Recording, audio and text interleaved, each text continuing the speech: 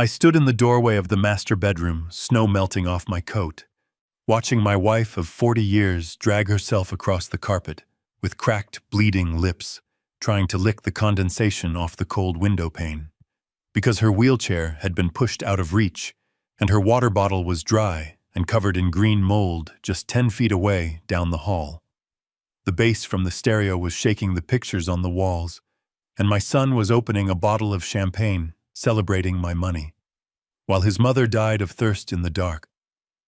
I'm Conrad Sterling, 67 years old, and that night I realized the boy I raised had become a monster, before I tell you how I made him regret the day he was born. Let me know where you are watching from. In the comments below, hit like and subscribe.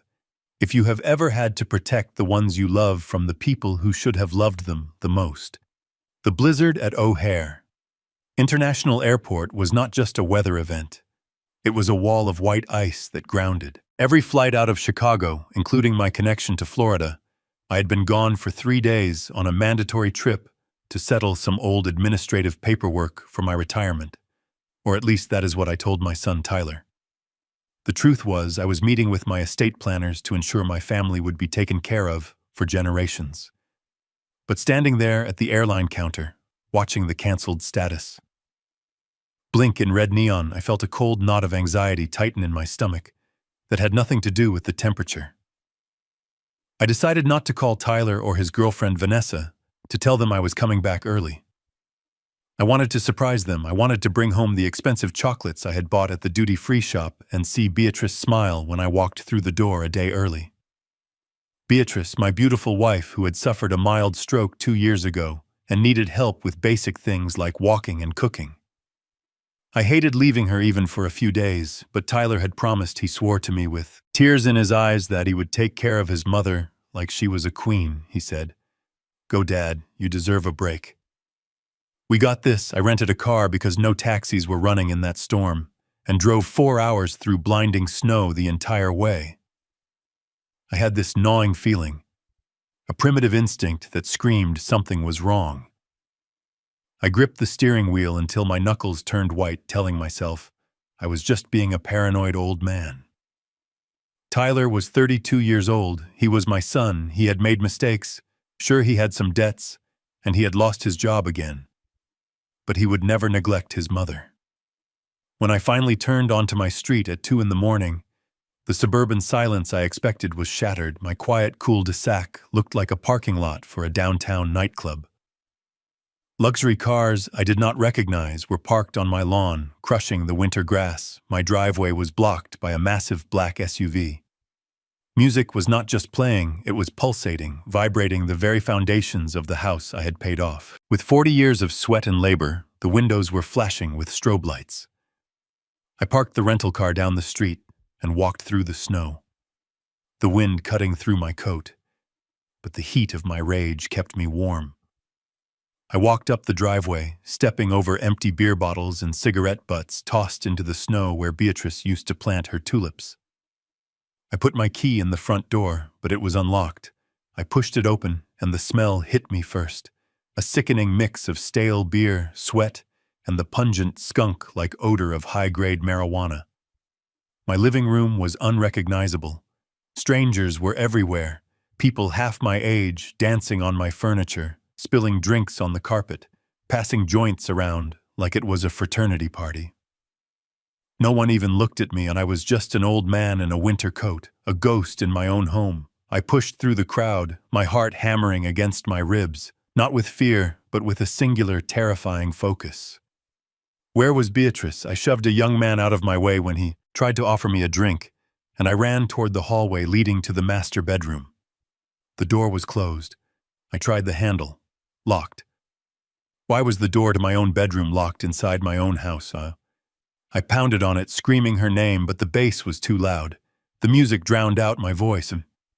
I stepped back and kicked the door right near the lock once, twice. On the third kick, the wood splintered and the door flew open. The silence in the room was a violent contrast to the chaos in the hall. The only light came from the street lamps outside, filtering through the sheer curtains, and that is when I saw her, Beatrice, my wife.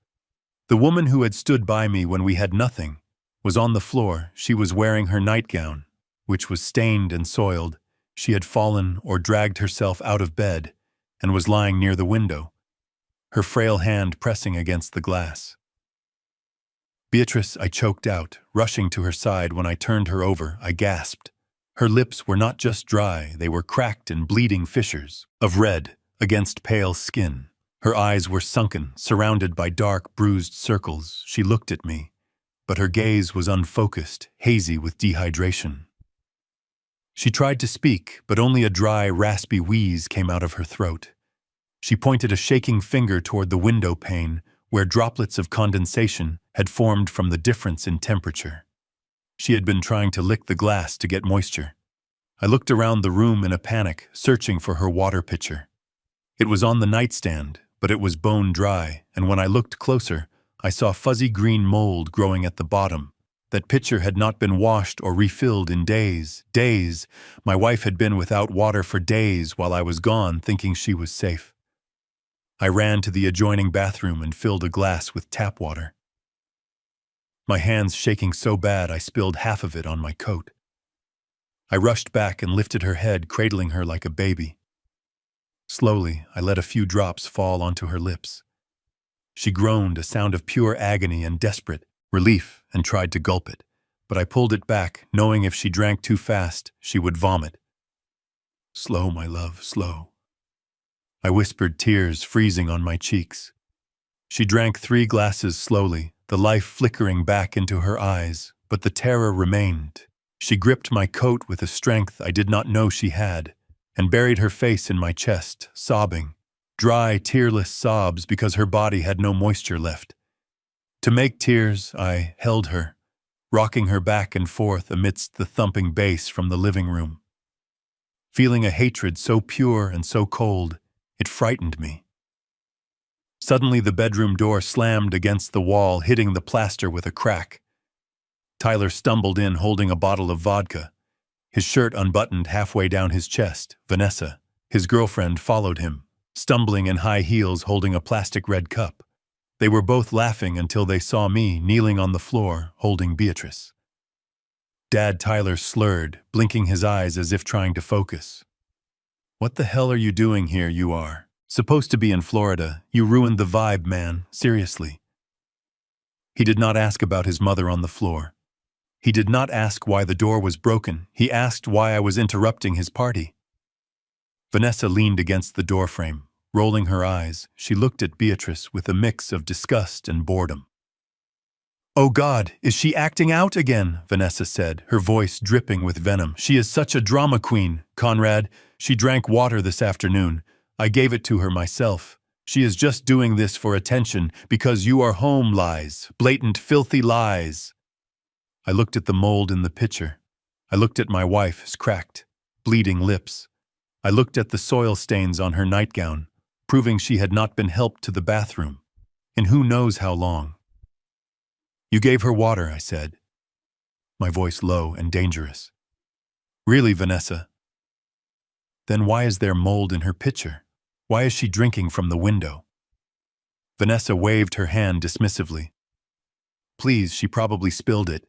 She is clumsy. You know how she gets. She is losing it, totally senile." Tyler stepped forward, swaying. "Look, Dad, do not make a scene." "Okay, we were just blowing off some steam. Taking care of her is hard work. We deserve a break. Just put her back in bed and come have a drink. Stop being so uptight. Put her back in bed like she was a piece of luggage, like she was a toy they were done playing with." I gently laid Beatrice back against the pillows, covering her with the quilt. She was still shaking, gripping my hand so hard her knuckles were white. "Get out," I said. I did not shout. I did not scream. I spoke with the calm of a man who has already decided the outcome of a war. "Get everyone out of my house now, Tyler." Tyler laughed, a harsh barking sound. "Come on, Dad. These are my friends. You cannot just kick them out. It is snowing." I stood up slowly, my knees cracking. I walked up to my son, and for the first time in his life he took a step back because he saw something in my eyes he had never seen before. He saw the man who had survived poverty, who had built a life from nothing. He saw the man who was no longer his father, but his adversary, I said. Get them out, or I call the police and I report a break-in, and 50 counts of trespassing. Vanessa grabbed Tyler's arm. He is serious, babe, the old man is losing it. Let us just go to the hotel. Tyler glared at me, his jaw tight. Fine. You want to be a miserable old prick, be one, but do not expect us to help you clean up this mess. Come on, Ness. They turned and stumbled out, leaving the door hanging off its hinges. I heard Tyler yelling at the crowd, shutting down the music. The sound of complaints and cursing filled the house, but slowly the vibrations stopped. The cars started up and the house fell into a heavy, suffocating silence. I locked the front door, engaging the deadbolt and the security chain. I went back to the bedroom and sat in the chair beside Beatrice, watching her sleep, watching her chest rise and fall, ensuring she was still breathing. I reached for my phone, my thumb hovering over the emergency number for the police. I was going to report them. I was going to have them arrested for elder abuse, for neglect, for everything. But then Beatrice stirred. She opened her eyes and looked at me with an intensity that stopped me cold. She lifted her hand and pointed not at me but at the small side table where Tyler had left his phone in his drunken haste to leave the room. I looked at the phone. The screen was lit up with a notification. A text message had just come in. I picked it up, feeling like I was violating a boundary, but after what I had just seen, boundaries no longer existed. The message was from a contact saved simply as The Shark. It read, "You have 1 week, Tyler. 50,000, or we break your legs and then we pay a visit to your rich daddy and his sick wife. We know where they live. Do not test us." I stared at the screen, the words burning into my retinas. $50,000, rich daddy, sick wife. This was not just a party. This was not just neglect. This was a setup. Tyler was not just a disappointed son. He was in deep, dangerous trouble, and he was using us as collateral. I looked at Beatrice and she nodded weakly. She knew she had heard things. I realized then that while she lay there dehydrated and helpless, she had been listening. They had been talking in front of her, thinking she was too out of it to understand, or too weak to do anything about it. If I called the police now, they would arrest Tyler for neglect maybe, but he would be out on bail in 24 hours, and then he would be desperate. And those people, the ones threatening to break his legs, they would come for us. They knew where we lived. Calling the police was the emotional move. It was the move of a hurt father, but I needed to be the general. I needed to be the man who built an empire in the shadows. I needed to destroy the threat completely, and to do that, I needed to know the full extent of the rot. I put the phone back exactly where it was. I sat back down and took Beatrice's hand. I looked into her eyes and made a silent vow I was not going to kick them out, not yet. I was going to keep them close. I was going to play the frail, oblivious old man. I was going to let them think they were winning. Because if they thought they were winning, they would get careless. They would reveal everything, their plans, their debts, their crimes. And when I had enough evidence to bury them so deep, they would never see the sun again. That is when I would strike. The next morning, the sun glared off the snow, blindingly bright. I was in the kitchen making oatmeal for Beatrice when Tyler and Vanessa walked in. They looked hungover, wearing sunglasses inside, shielding their eyes from the light. The kitchen was a disaster, sticky floors, overflowing trash cans, the smell of stale beer still lingering. Tyler cleared his throat, leaning against the counter, holding a cup of coffee. "Dad, about last night," he started, his voice rough. "I know it looked bad, but you have to understand." I turned around, moving slowly, stooping my shoulders. Little more than necessary, making my hands tremble just a bit as I stirred the pot. I looked at him with wide, watery eyes. "I understand, son," I said, my voice wavering. "I was just so scared for your mother. The storm, the flight. I was not myself. I overreacted." Tyler and Vanessa exchanged a quick glance, a look of surprise, and then immediate relief. They had expected a fight. They had expected an eviction. Instead, they found a confused, scared old man. "Yeah, you really did," Vanessa said, taking a bite of an apple she grabbed from the bowl. "You really scared us," Conrad screaming like that. I am sorry, I said, lowering my head. I just love her so much, and seeing her like that. Tyler stepped forward, putting a hand on my shoulder. It felt heavy, fake exactly. Dad, we love her too, that is why we threw the party. I looked up, blinking. What do you mean? It was a fundraiser, Tyler lied smoothly without missing a beat. We were raising money for Mom's treatments for that specialist in Switzerland we talked about, remember? We raised almost $2,000 cash last night before you kicked everyone out. A fundraiser for a specialist, we had never discussed $2,000 cash that was definitely going straight into his pocket. Or to the loan shark. It was such a bold, disgusting lie that I almost laughed. Oh, Tyler, I said, letting a tear fall. I had no idea.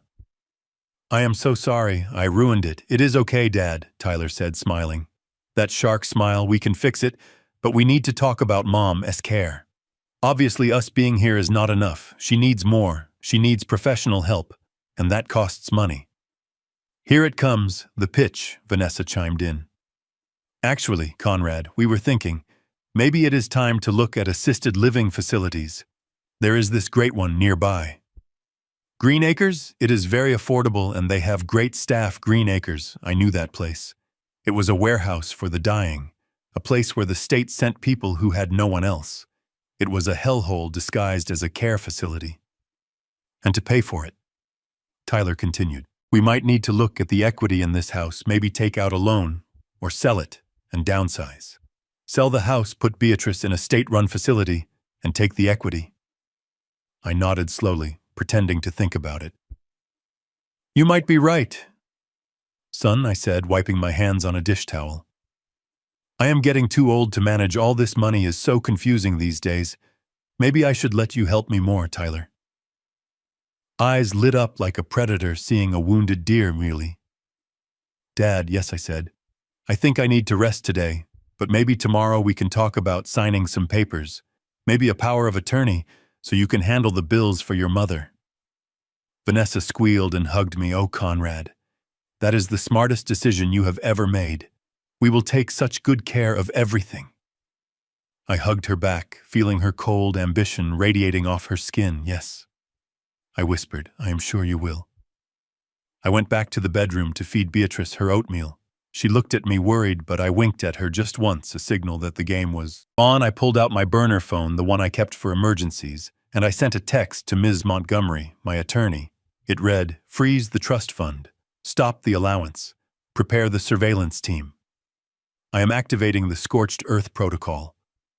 Then I sat by the window watching Tyler and Vanessa in the driveway high-five each other. They thought they had won the lottery. They thought they had manipulated a helpless old man. They had no idea that inside this house they were now trapped with a man who had nothing left to lose and everything to avenge. My flight was canceled, but their free ride was over. The party was just getting started. But this time I would be the one choosing the music. The morning light was unforgiving. It exposed the sticky residue on the hardwood floors and the scratches on the mahogany table that Tyler was frantically trying to cover with a cheap placemat. The smell of lemon chemical cleaner hung heavy in the air, battling the underlying stench of stale beer and regret. But my son was not cleaning for hygiene. He was cleaning for the performance. Tyler stood by the kitchen island, sweating, despite the cold draft coming from the broken bedroom door. Look, Dad, he said, gesturing to a mason jar stuffed with crumpled $10 and $20 bills. Look at this, we counted it again. It is almost $2,000 exactly. People really care about Mom. I stared at the jar. It was a pathetic prop. The bills were crisp. Too crisp, like they had just come out of an ATM, probably withdrawn from the very credit cards he had stolen from my wallet while I slept. But I widened my eyes, my hands trembling as I reached out to touch the glass. Oh, Tyler, I breathed out, letting my voice crack perfectly. I had no idea. I thought you were just having a party. I feel so terrible for yelling. Tyler exchanged a smug look with Vanessa, who was leaning against the sink, scrolling on her phone. She immediately straightened up, putting on her mask of the concerned daughter-in-law. It is okay, Conrad, she said. Her voice dripping with artificial sweetener. We know you are under a lot of stress. Traveling at your age is hard. It confuses the mind. They were already planting the seeds of my incompetence. I nodded slowly, shuffling my feet in my slippers. Yes, it is very confusing, I muttered. I just worry about the money. My pension is not what it used to be, and with the inflation. Tyler's eyes sharpened like a shark. Smelling blood in the water. Exactly. That is why we are stepping up. We do not want you to worry about a thing. We know you have been struggling to manage the bills lately. We saw the late notices. There were no late notices, and I paid everything automatically online, but they did not know that because they thought I was a dinosaur who still wrote checks. I am just so tired, I whispered, leaning heavily on the counter. Maybe you are right. Maybe I am losing my grip on things. Take a break, Dad, Tyler said, guiding me toward the living room chair. Sit down. Vanessa is making a special smoothie for Mom, lots of vitamins. I sat down watching them from the corner of my eye while they high-fived silently behind the refrigerator door. They thought I was broken. They thought I was senile. But while my body slumped in that chair, my mind was racing across the Atlantic Ocean to a server in Zurich. I excused myself to go to the bathroom, locking the door and turning on the faucet to mask any sound. I pulled out my burner phone again and dialed a number that bypassed the reception desk and went straight to the personal line of Ms. Montgomery, the most ruthless asset protection lawyer in Chicago. Conrad, she answered on the first ring, her voice sharp as a razor. I received your text. Are we initiating the freeze immediately? I whispered into the phone. But listen closely. Eleanor, this is critical. Tyler thinks he works for a logistics consulting firm in Detroit. He thinks his $5,000 monthly salary comes from a client I know. Conrad, she interrupted. I set up that shell company myself 10 years ago to give him a sense of purpose. Kill it, I said. Cut the contract. Fire him effective immediately. Tell the payroll department to issue a notice of termination due to budget cuts sent to his email. In 1 hour there was a pause on the line, a silence that acknowledged the severity of what I was doing. I was not just cutting him off, and I was destroying his identity, his fantasy of being a self-made man. Consider it done, she said, and the accounts. Lock them, I commanded. Move the liquid assets to the holding company in the Caymans. Leave only the joint checking account. I share with Beatrice, the one with the pension deposit. Leave enough for groceries, but not enough for a lawyer. Understood. Conrad, stay safe. I hung up and flushed the toilet for effect when I looked in the mirror. I did not see a victim. I saw a CEO executing a hostile takeover of his own life. I washed my face, letting the cold water shock my system back into character. When I walked back into the kitchen, Tyler was checking his phone, frowning slightly. He had probably just tried to buy something online and been declined. Or maybe he was checking his bank balance, waiting for that paycheck that would never come. Everything okay, son? I asked, my voice trembling. Just the right amount. Yeah, Dad. Just work stuff, Tyler muttered, pocketing his phone. Big clients, you know, always demanding. I smiled a sad, senile smile. Oh, I know, son. You are such a hard worker, just like I used to be. Vanessa walked past us carrying a tray with a glass of green sludge. Here is breakfast for the Queen, she announced. I followed her into the bedroom, my heart hardening into stone as I watched her feed my wife spoonfuls of what looked like blended kale and tap water while they planned to feast on my carcass. They did not know that the feast was already over and the famine was about to begin.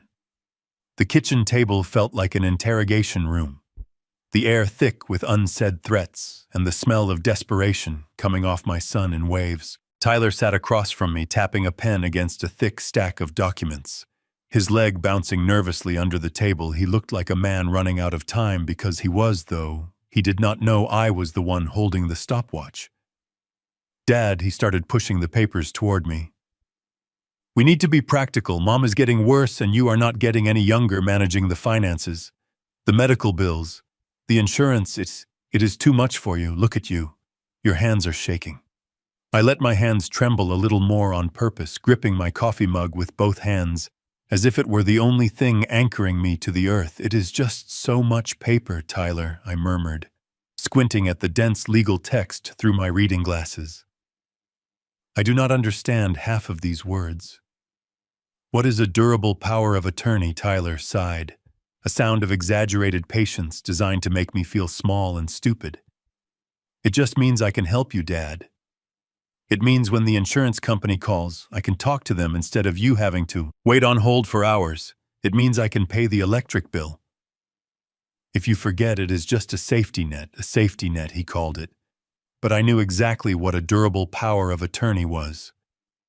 I had used them in my business dealings for 30 years. In the wrong hands, it was not a safety net. It was a weapon. It would give him the legal right to empty my bank accounts, sell my stocks, and sign the deed to this house over to himself or his creditors. Without me ever knowing, until the sheriff came to evict us. He was asking me to sign my own death warrant. I do not know, son, I said, my voice wavering. I have always handled the bills. Your mother and I, we have a system. Your system is broken, Conrad.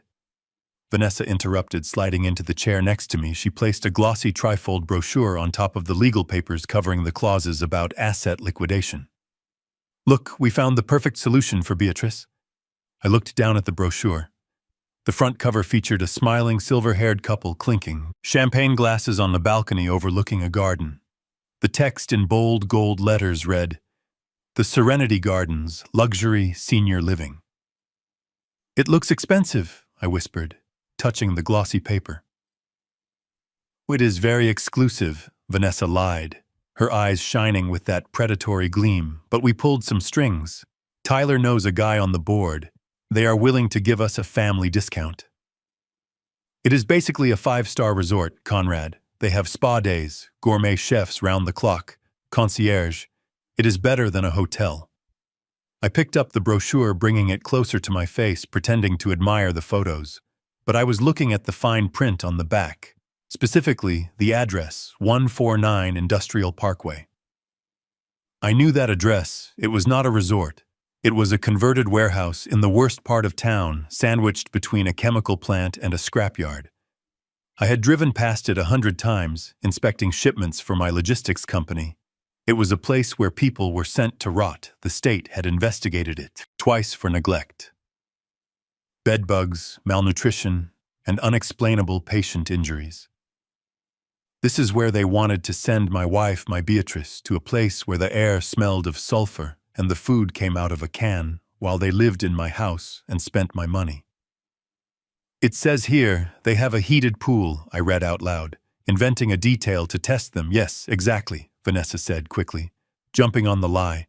A beautiful heated pool, she will love it. She can do water aerobics. There was no pool at Serenity Gardens unless you counted the puddles in the leaking basement.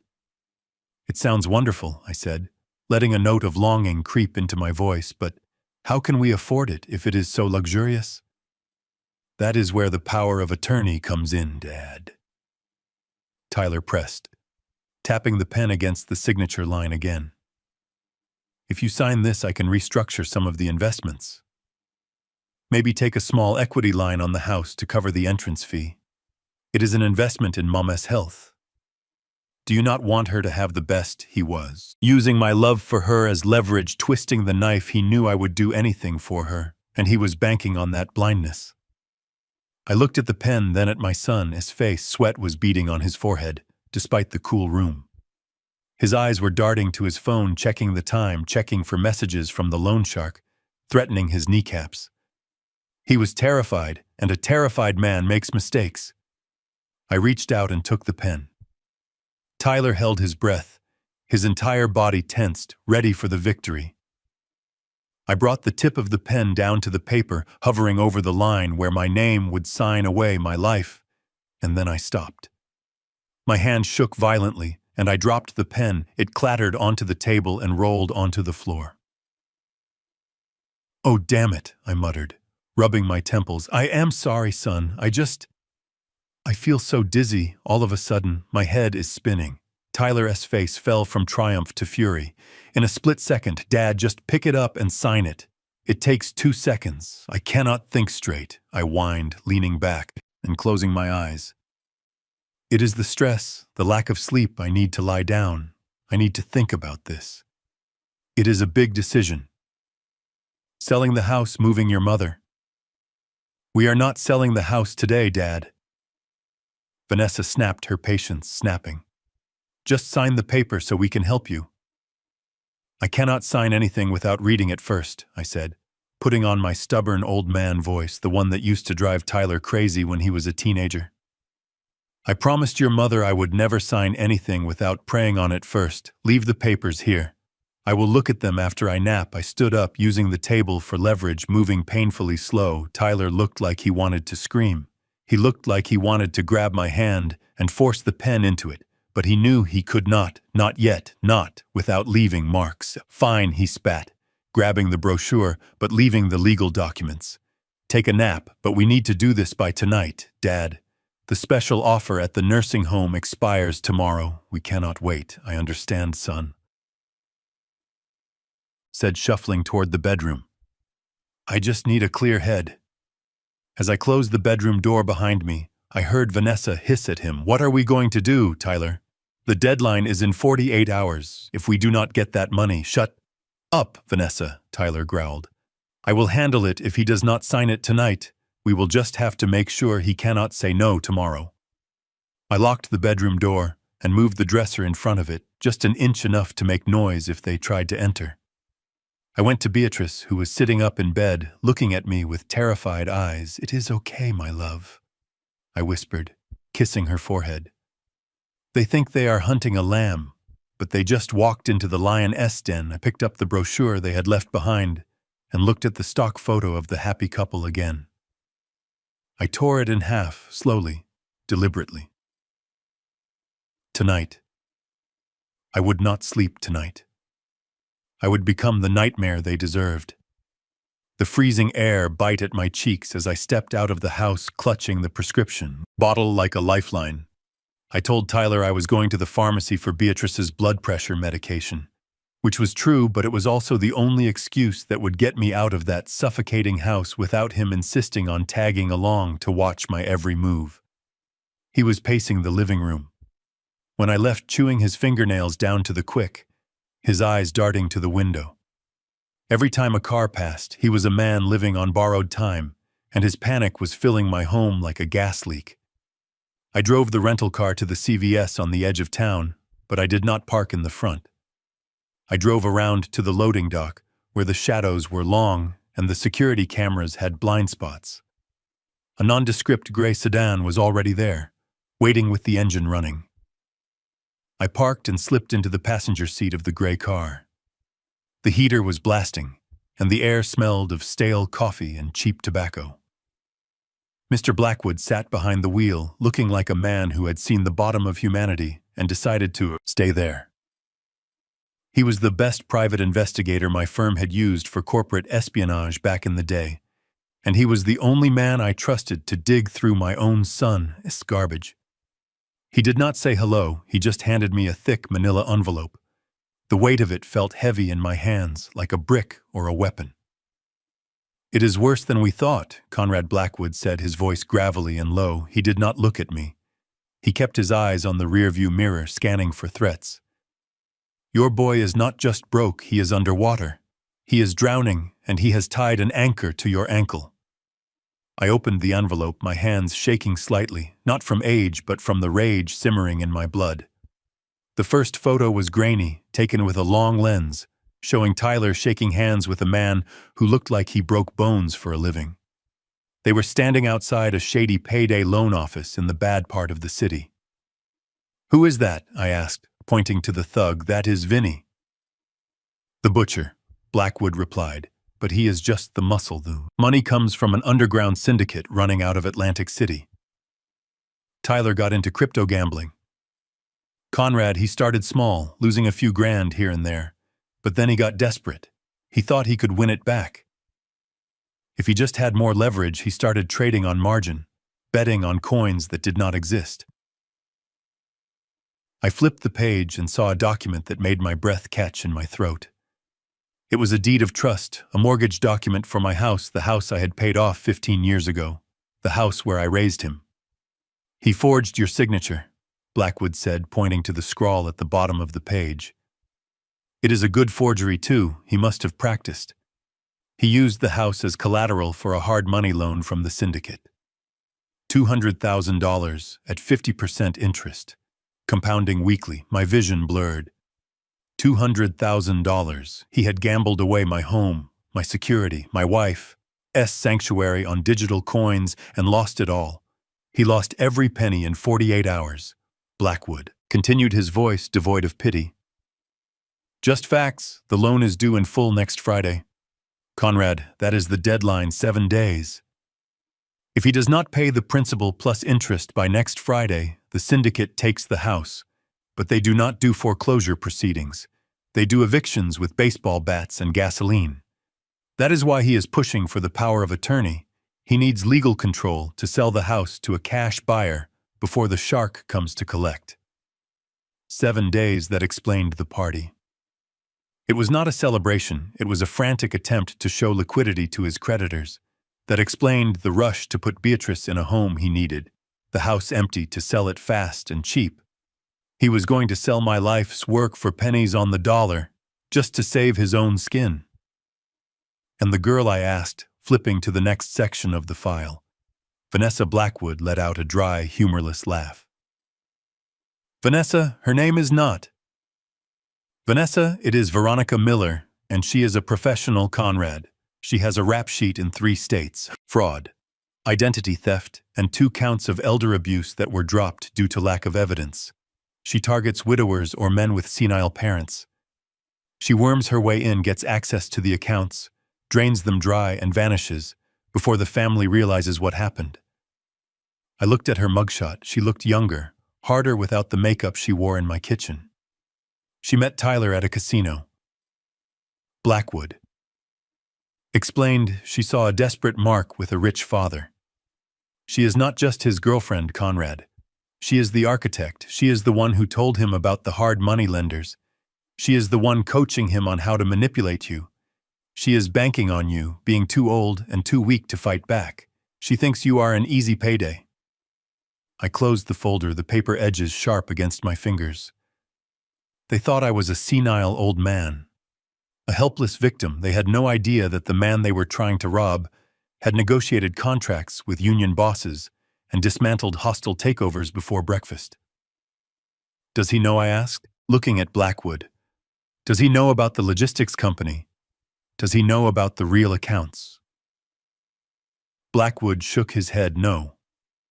He thinks you are living on a pension and Social Security. He has no idea. You are the majority shareholder of Sterling Logistics. If he knew, he would not be trying to sell the house for peanuts. He would be trying to ill you to inherit the empire. I stared out the windshield at the brick wall of the pharmacy. Anger was a cold, hard knot in my chest, but underneath it was a profound sadness. My son was gone. The boy I taught to ride a bike was dead, replaced by this desperate, greedy stranger. Keep digging, I said, my voice steady. I want everything. I want the text messages between him and the shark. I want the transaction records of the forgery. I want proof that Vanessa is coordinating this. I want a paper trail so thick it will bury them for 20 years. Blackwood nodded, taking the folder back. Are you sure you want to go back there, Conrad? These people are dangerous if Tyler gets desperate enough. I am going back.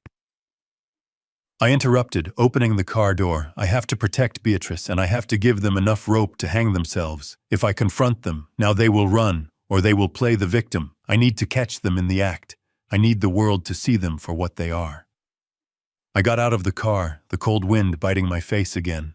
I walked into the pharmacy and bought the heart medication, paying with cash. I bought a bottle of vitamins too, just for show. When I drove back to the house, I was no longer just a father trying to save his son. I was a CEO conducting a liquidation. I was going to dismantle their lives piece by piece, and I was going to enjoy it. I pulled into the driveway, and saw Tyler watching me from the window, his face pale and anxious. He was counting down the hours until his deadline. Little did he know I was the one holding the clock. The next 72 hours were not just a waiting game. They were a masterclass in psychological warfare, designed to break the spirit of two people who my son and his girlfriend, considered already dead, living in that house, was like being trapped in a cage with two well-fed hyenas who were just waiting for the right moment to snap your neck. They did not need to use physical violence because they had discovered something far more effective. They used food as a weapon and humiliation as a sport. The smell hit me first. It was the rich, intoxicating aroma of rosemary, garlic, and searing beef fat, wafting from the kitchen where Vanessa was cooking. It was a scent that should have signaled a family celebration, but instead, it signaled our torture. I walked into the dining room, my stomach growling, a traitorous reminder that I had barely eaten since I returned.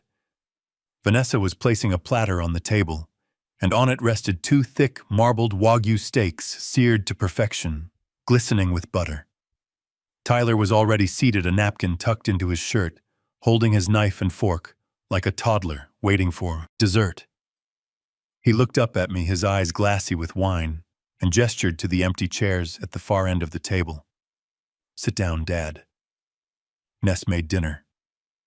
I shuffled to the table, helping Beatrice maneuver her wheelchair. She looked frail, her skin paper thin, and her eyes were fixed on the steak, with a hunger that broke my heart. I sat her down and then took my seat, expecting perhaps a smaller portion or a cheaper cut. But Vanessa walked over to us, carrying a small plastic bowl. "Here you go, Beatrice," she said, her voice sticky sweet like molasses. "We have to be careful with your digestion. You know, rich food is bad for your heart." She placed the bowl in front of my wife. It was not soup, it was gray, lukewarm water with a few floating pieces of translucent onion and a single soggy carrot slice. It looked like dishwater. It smelled like nothing. It was a meal for a prisoner in a dungeon, not a woman in her own home. "And for you, Conrad," she said, sliding a plate of dry, unbuttered toast and a small scoop of cottage cheese toward me. "We are watching your cholesterol. Remember, doctor said, light meals only." I looked at the feast in front of them, the steak, the roasted potatoes, the bottle of red wine that I knew cost $200 because I had bought it for my anniversary 5 years ago, and then I looked at the slop in front of my wife. "Is there any broth left?" I asked, my voice trembling with a rage I barely managed to disguise. "This looks very thin, Vanessa." Vanessa let out a dramatic sigh, putting a hand on her hip. "Honestly, Conrad, you are so ungrateful. I spent hours making this vegetable stock from scratch. It is full of nutrients. Chewing is hard for her. We do not want her to choke, do we?" Tyler cut into his steak, the pink juice running onto the china plate. He did not even look at his mother. He just shoved a massive piece of meat into his mouth, chewing loudly, moaning with pleasure. "Babe, this is incredible," he said, with his mouth full, seriously. "You outdid yourself." I watched him eat my son, the boy. Had taught to fish, the boy I had carried on my shoulders was sitting there gorging himself on luxury, while his mother stared at a bowl of gray water. And he did not care. He did not offer her a bite. He did not ask if she wanted something else. He just ate and drank and laughed at something Vanessa whispered in his ear. I picked up the spoon and began to feed Beatrice. She opened her mouth obediently, but I saw the humiliation in her eyes. She was a proud woman, and having to eat this garbage while her daughter-in-law smirked at her was killing her faster than any disease. Every meal for 3 days was a variation of this torment. For breakfast, they had eggs, Benedict, and fresh squeezed orange juice, while we had watery oatmeal. With no sugar for lunch, they ordered sushi platters that filled the kitchen with the smell of fresh fish, while we were given half a sandwich each, with stale bread and a single slice of bologna. They were starving us. They were weakening us physically and breaking us, mentally trying to prove that we were helpless, that we were dependent, that we were nothing but burdens taking up space in their house. But they made a fatal mistake. They assumed I was following their rules. They assumed I was the frail old man who went to bed at 8 o'clock and slept through the night. They did not know that hunger keeps you awake and hatred gives you energy. At 2 in the morning, when the house was finally silent, and the only sound was Tyler's drunken snoring, echoing from the guest room, I became a ghost and I slipped out of bed. My movements silent, practiced over a lifetime of working in warehouses, where noise discipline was safety. I crept into the kitchen, avoiding every creaky floorboard. I opened the pantry door, slowly, holding the latch so it would not click behind the rows of stale cereal and expired canned goods. I had created a hidden stockpile on the first day. Back I had smuggled in high-calorie protein bars, jars of rich liver pâté, and bottles of concentrated liquid, vitamins hidden inside my coat pockets. I took a jar of pâté and a sleeve of crackers, hiding them under my robe, and hurried back to the bedroom, locking the door silently behind me. I woke Beatrice gently, touching her shoulder. She opened her eyes instantly, alert. She knew the drill. I sat on the edge of the bed and opened the jar. The smell of the rich meat paste filled the space between us. A secret feast in the dark. I spread the pâté thick on the crackers and fed them to her one by one. She ate ravenously, her eyes locked on mine in the darkness. There were no words needed in those moments. We were not victims, we were conspirators. "Eat, my love," I whispered, wiping a crumb from her lip. "You need your strength, we are almost there." I gave her the vitamins, washing them down with fresh water. I had bottled from the bathroom tap earlier. She squeezed my hand, her grip getting stronger every night. The gray pallor was leaving her face, replaced by a color that came from nutrition and the thrill of our secret rebellion.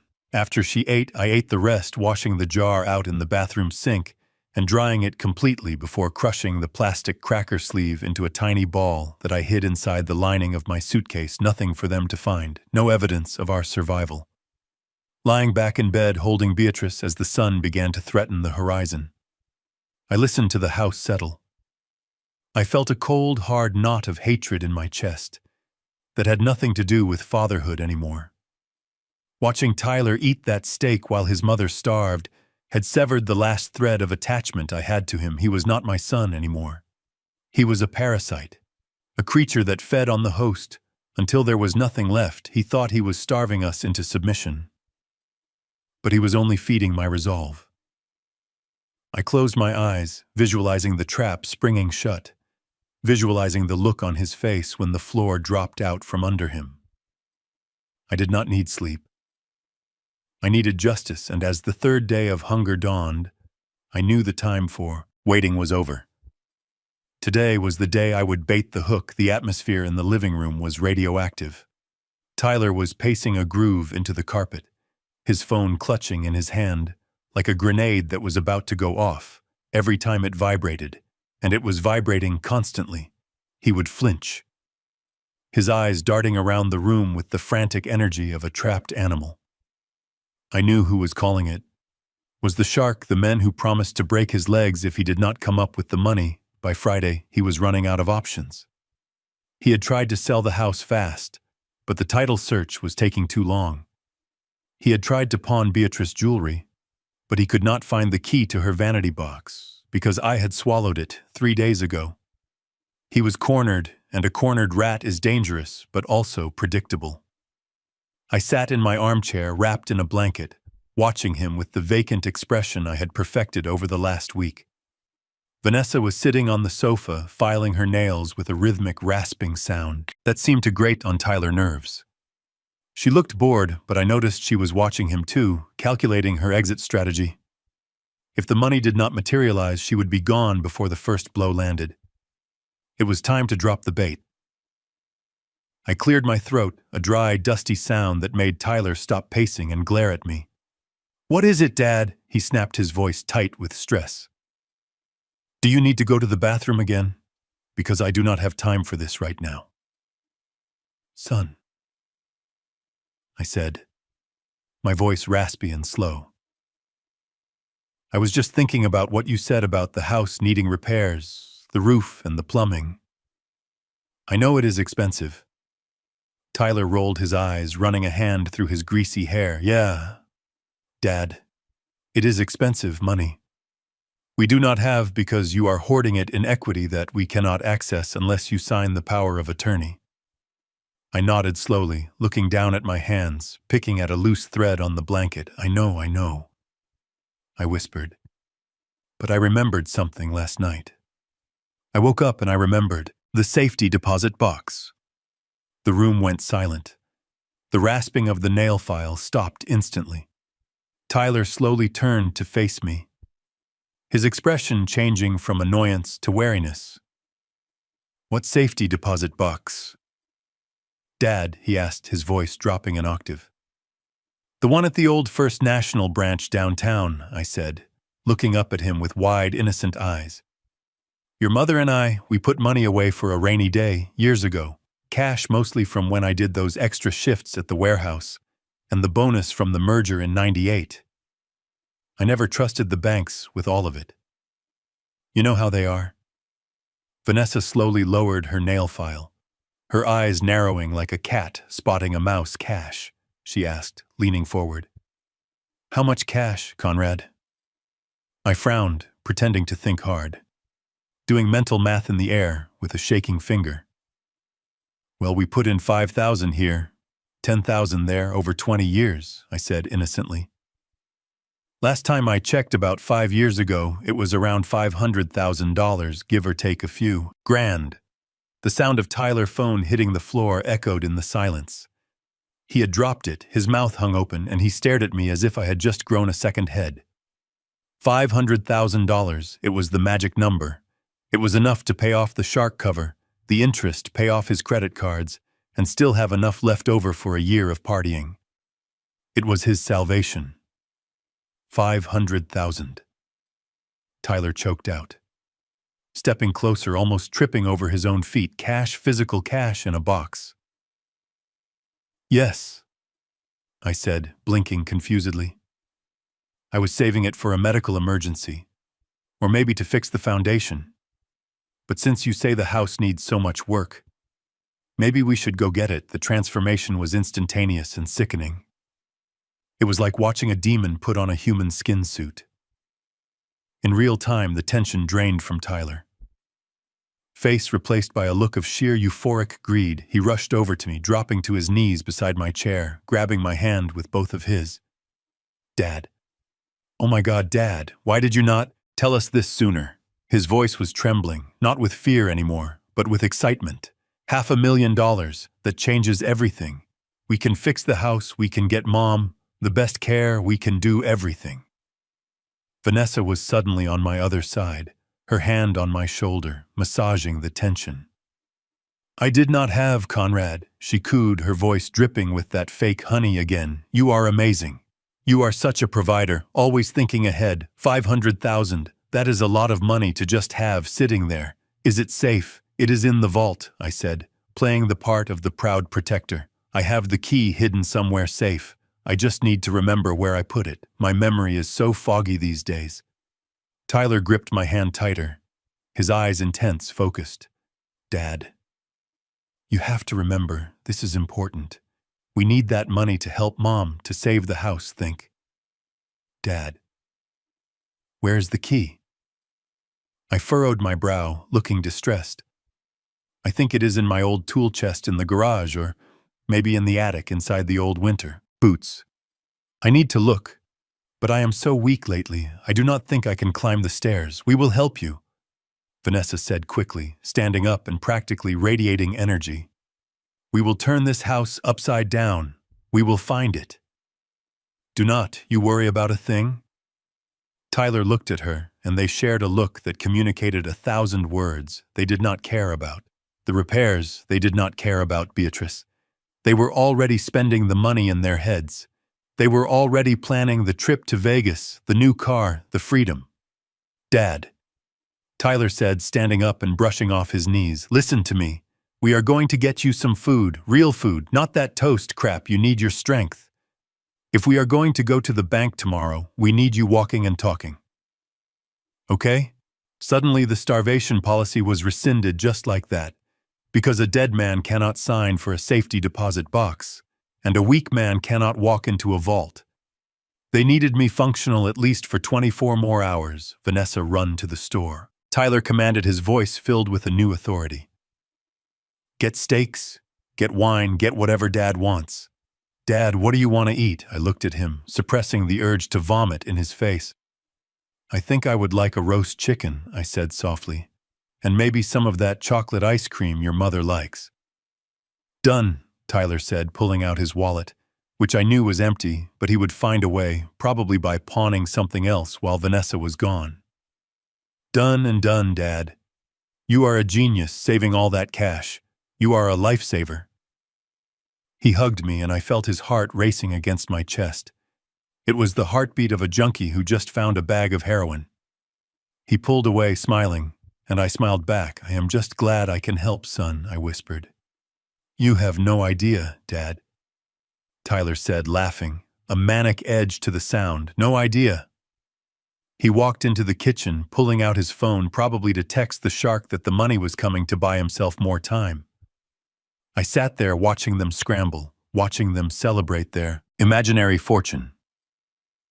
They took the bait, hook, line, and sinker.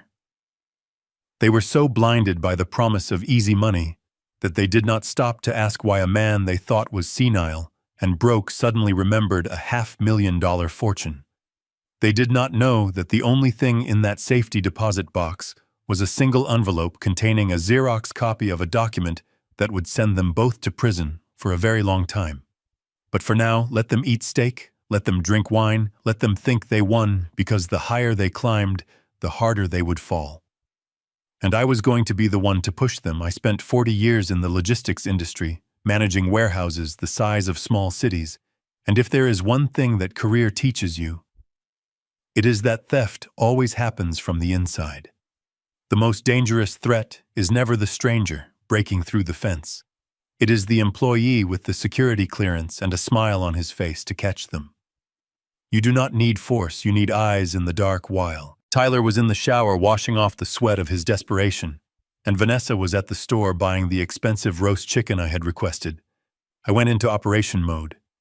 I reached into the lining of my winter coat, where I had stashed the small blister pack I received from Blackwood. Earlier that day, they looked like replacement buttons for a dress shirt, but they were high-definition pinhole cameras with audio transmission. My hands, which I had forced to tremble in front of my son for days, were now steady as a surgeon's. I placed the first one in the kitchen, nestled discreetly amongst the dried flour arrangement on top of the refrigerator. It had a perfect view of the table and the stove. I placed the second one in the living room, tucked inside the vent of the air conditioning unit. I retreated to the master bedroom, locking the door with the wedge I had fashioned from a piece of scrap wood. I pulled out my burner phone and synced it to the feed. The image was crystal clear, grainy in the low light, but sharp enough to see the pores on a face, sharp enough to see the soul of a traitor. Vanessa returned 20 minutes later, humming a tune, bags of groceries in her arms. She looked like the picture of domestic bliss, but on my small screen I saw the truth as she unpacked the chicken, slapping it onto the counter with a wet thud. Tyler walked into the kitchen, toweling dry. His hair. Did you get it? He asked, his voice low, checking the hallway to make sure I was not lurking. Vanessa stopped humming. She reached into the bottom of the grocery bag beneath the vegetables and the wine and pulled out a small orange prescription bottle. She rattled it next to her ear, a maraca of death Xanax, she whispered, and not the weak stuff my mom had a refill left over. These are 2 milligrams each, enough to knock out a horse or a 70-year-old man, I watched on the screen, my breath catching in my throat, as she set the bottle on the counter next to the spice rack. Tyler picked it up, staring at the label. Are you sure, Ness? He asked. He sounded nervous, but not because he was worried about my health. He was worried about the plan. Will it kill him? Not if we are careful, Vanessa said, grabbing a knife and a cutting board. She took 2 of the pills and began to crush them into a fine white powder. The sound of the metal crushing the medicine echoed through the microphone, tinny and harsh. We just need him pliable, Tyler. We need him confused enough to forget where the key is, but awake enough to sign the transfer documents, or at least awake enough to hold a pen. Tyler leaned against the counter, watching the powder, watching the weapon being forged. Dad is stubborn, he said. Even if he is high, he might refuse to sign until he sees the cash. That is why we do not let him refuse, Vanessa said, scraping the powder into a small pile. She looked up at him, and her face on the screen was a mask of cold calculation. If he passes out before he signs, we use his thumb. Tyler frowned his thumb for the biometric. Access on his banking app, you idiot, Vanessa hissed. And for the fingerprint signature on the deed, many notary apps accept biometric verification. Now if he is out cold, we just grab his hand, press it to the screen, and boom, the house is ours. The savings are ours. And once the transfer clears, well, accidents happen, when old men mix heavy sedatives with heart medication. I sat on the edge of the bed, my blood running cold. They were not just planning to rob me, they were planning a seamless transition from theft to involuntary manslaughter. They were going to drug me, strip me of my assets, using my own unconscious body, and then let nature or a chemically induced heart attack take its course. But what about Mom? Tyler asked, looking toward the hallway. I leaned closer to the screen, needing to hear this, needing to hear my son's verdict on the woman who gave him life. Vanessa shrugged, wiping the knife clean on a dish towel. Beatrice is a vegetable. Tyler, without Conrad, she is just a drain on resources. Once the house is sold and the money is secure, we cannot be burdened with her nursing home fees, eating into our profit.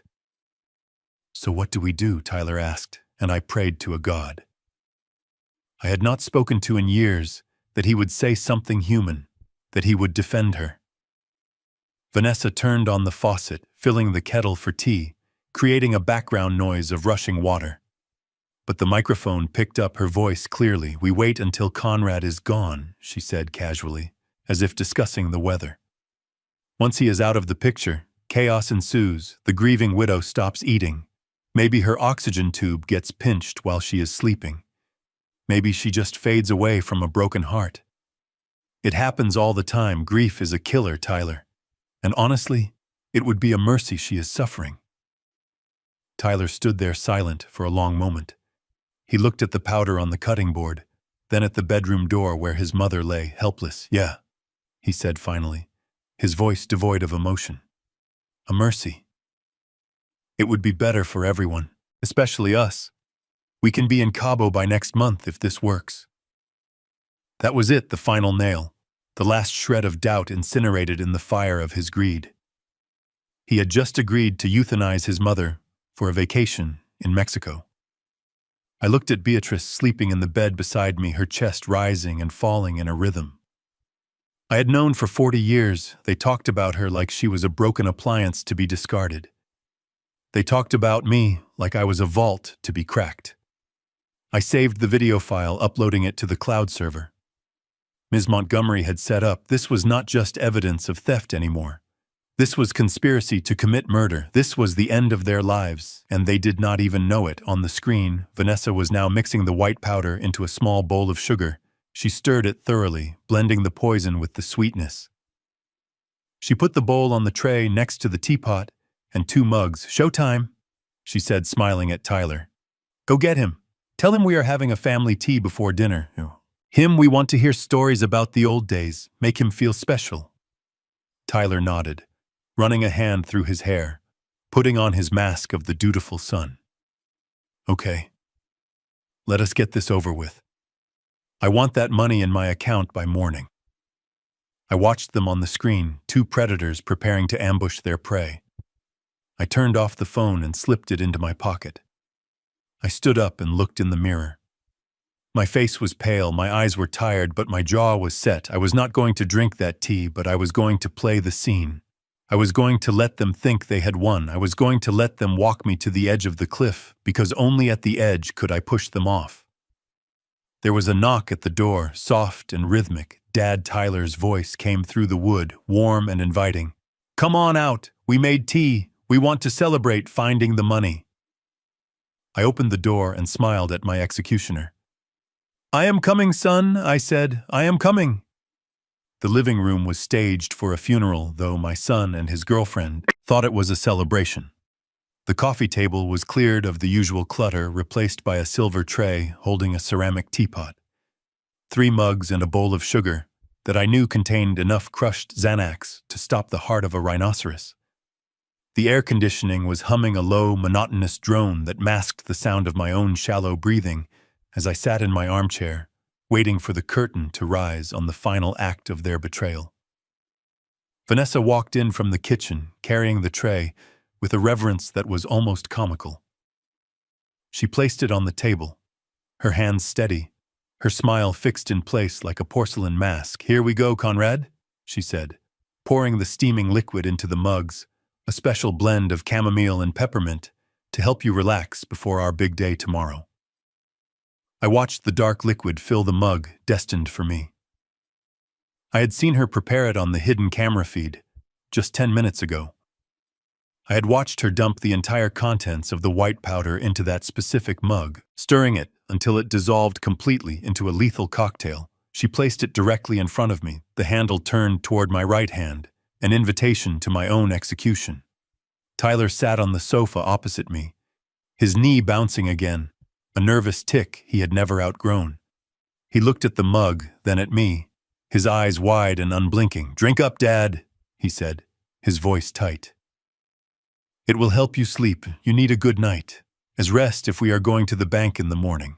I reached out my hand, trembling deliberately, and picked up the mug. The heat radiated through the ceramic, warming my cold fingers. I brought it to my lips, smelling the mint, but underneath it, I could smell the chalky chemical bitterness of the sedative. I did not drink it. I pretended to sip, letting the liquid touch my lips, but keeping my teeth clenched tight, I swallowed air, making a gulping sound in my throat. Then I lowered the mug, wiping my mouth with the back of my hand. "It is hot," I murmured, setting it down. "It is good, though. It is very soothing." "Drink it all, Conrad." Vanessa urged, her eyes locked on the mug. "Do not let it get cold. The medicine. I mean, the herbs work better when it is hot." I picked it up again, engaging in a dangerous game of sleight of hand. I brought the mug to my mouth, tilting my head back, feigning a long, deep swallow. But in reality, I was letting the liquid flow into the thick, absorbent handkerchief I had concealed in my palm, covering my mouth, as if to wipe away a drip. I did this 3 times until the mug was empty, save for the dregs at the bottom.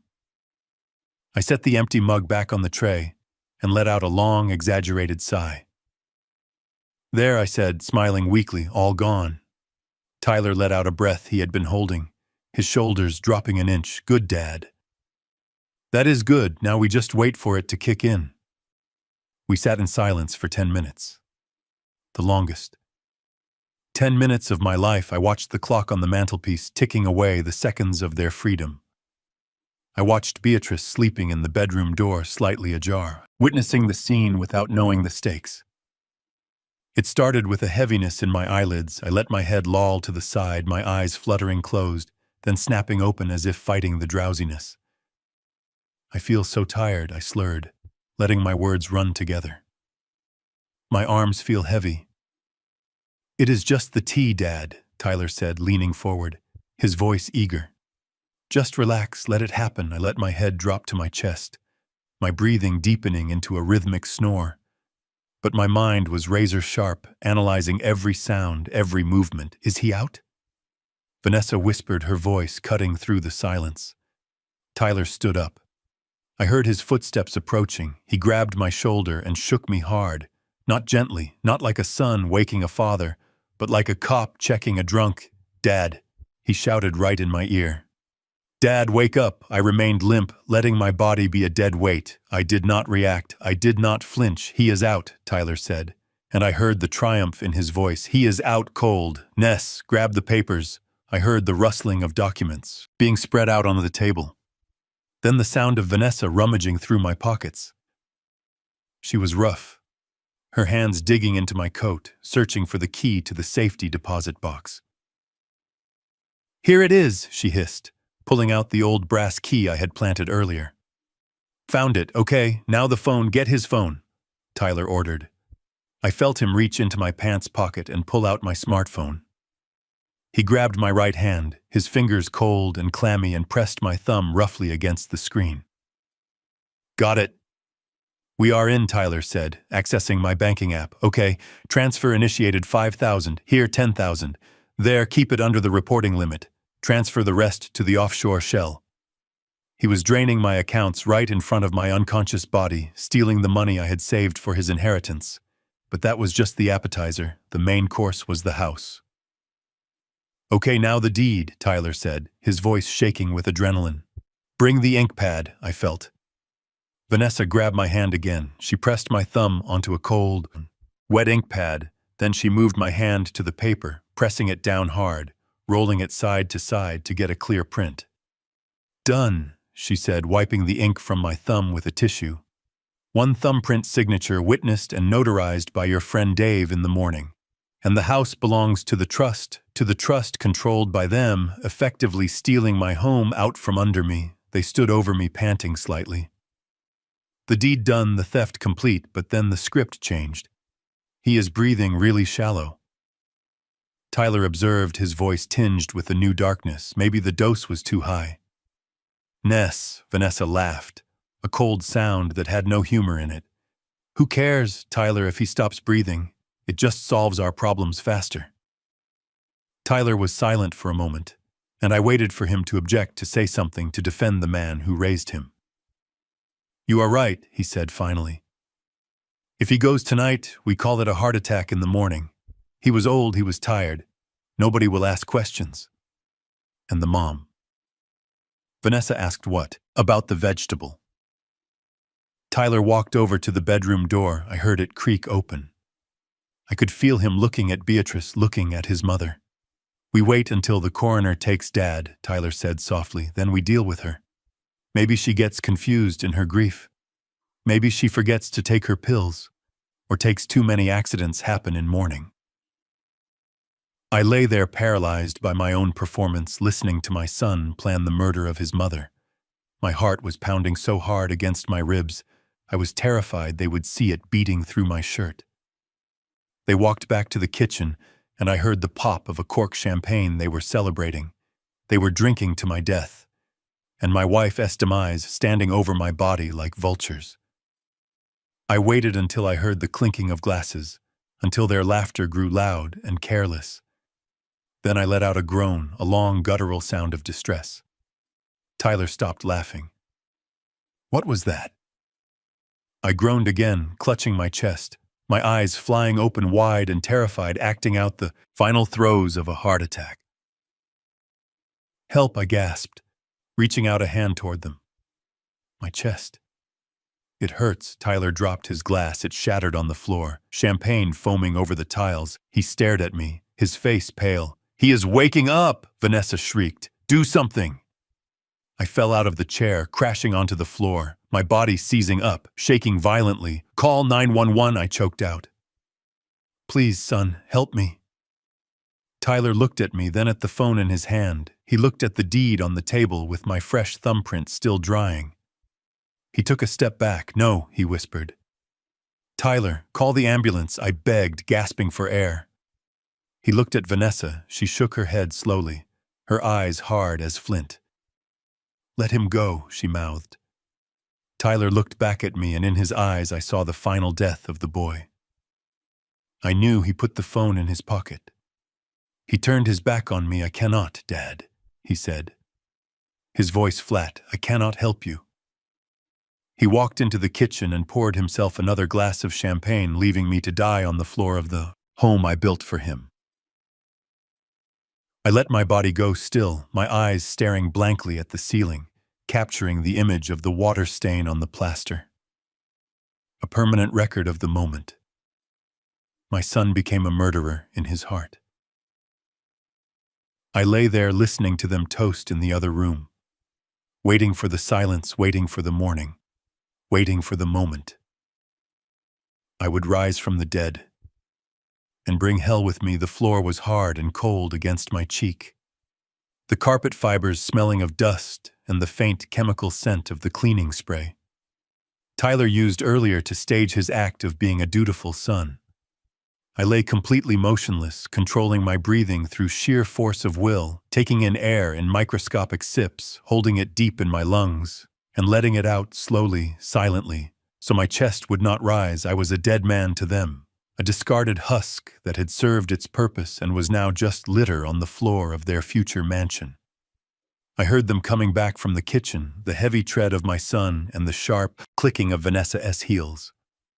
They were not walking with the somber weight of grief. They were practically skipping, unsing, with an adrenaline-fueled energy that made my skin crawl. Pop, the sound of the champagne cork flying across the room was like a gunshot in the quiet house, followed by the fizzy rush of the wine overflowing onto the floor. Oops, Vanessa giggled, a sound that was high and shrill and devoid of humanity. Oh well, the cleaning crew can handle it tomorrow, or better yet, we can just rip these carpets out. I always hated this color anyway, to us, Tyler said, and I heard the clink of glass above my head. To freedom, babe, and to the old man for finally doing the right thing and checking out early. They clinked glasses right over my body. A drop of cold champagne landed on my neck, sliding down my collar like a tear. I did not flinch. I did not wipe it away. I let it burn my skin, a baptism of their cruelty. Tyler nudged my leg with the toe of his shoe, not hard, but with a casual disrespect, like checking if a roadkill was truly dead. He is really gone, Ness, he said, sounding almost amazed. I mean, look at him. He looks like a wax figure. Good riddance, Vanessa spat, taking a loud gulp of her drink. Now stop staring at the carcass and let us find the real prize, you said. He kept a backup file in the wall safe in the study. Right, yeah, Tyler said, moving away from me, his voice echoing as he walked toward the hallway. Dad was paranoid about fires. He kept copies of everything in the fireproof safe, deed titles, and the will. The will that was the bait within the bait. I had spent an hour 2 nights ago forging a document on my old typewriter using paper. I had aged with tea stains to make it look official. I had placed it right on top of the stack inside the wall safe, knowing that the moment I was dead, this would be the first place they looked. I listened to the beep, beep, beep of the digital keypad. Tyler knew the code because I had told him it was his birthday, years ago, a sentimental gesture that he was now using to rob my grave. Click, the sound of the safe opening was loud in the silence, followed by the rustling of papers. Here it is. Tyler shouted, his voice cracking with excitement. Oh my God! Ness, look at this, look at the date. It is from 5 years ago. Read it. Vanessa urged, her voice coming closer as she ran toward the study. I lay on the floor, visualizing them huddled over that piece of paper, their greedy eyes scanning the lines I had written with such calculated malice. I, Conrad Sterling, being of sound mind and body, hereby bequeath my entire estate, including all real property, liquid assets and investments, to my beloved son, Tyler Sterling, to be the sole executor and beneficiary. Tyler let out a whoop of joy that shook the wall's sole beneficiary. Ness, did you hear that? Sole beneficiary? That means everything. The house, the accounts, the secret stash he talked about. It is all mine, no probate, no fighting with charity. It is ours. We are rich, Vanessa screamed, and I heard the sound of paper being crumpled in a hug. We are filthy rich. Tyler. We can pay off the shark. We can buy the penthouse in Miami. We never have to work a day in our lives again. They laughed, a manic, hysterical sound that filled the house, bouncing off the ceiling and crashing down on me. It was the laughter of people who had sold their souls and thought they got a bargain. Wait, Tyler said, his laughter subsiding into a dark chuckle. It says here he leaves a small stipend for the care of his wife, Beatrice, strictly for basic maintenance. Vanessa scoffed. Basic maintenance? What does that mean? Like cat food? It means we are in charge of her care, Tyler said, his voice dropping to a conspiratorial whisper. And since I am the sole executor, I get to decide what basic means, and if her condition were to suddenly deteriorate due to grief, well, the estate would save a lot of money on monthly bills. They walked back into the living room, standing over me again, looking down at the father who had just made them rich. You know, Tyler mused, swirling the ice in his glass. He was not a bad guy, really, just old, and in the way he had a good run, 70 years is plenty. He was stingy, Vanessa corrected him. Kicking my shoe. He sat on millions while we struggled. He deserved to go out like this, tricked by his own tea. Yeah, well, he gave us the last laugh, Tyler said. He raised his glass again to Dad. Thanks for the money. Old man, say hello to the devil for me. They finished their drinks and walked toward the bedroom where my wife lay helpless and terrified. I heard Tyler Est's voice smooth and cold through the open door. Don't worry, Mom, he called out, mocking her. Dad just went to sleep, and soon you will be sleeping too. We are going to take such good care of you until the funeral.